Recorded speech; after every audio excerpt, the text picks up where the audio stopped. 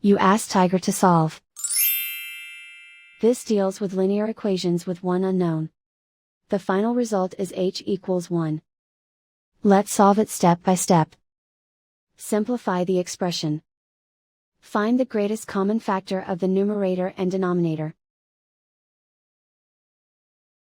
Factor out and cancel the greatest common factor. Isolate the h. Multiply both sides by 6. Group like terms. Multiply the coefficients. Simplify the fraction. Multiply the fractions. Simplify the fraction. And so the final result is h equals 1.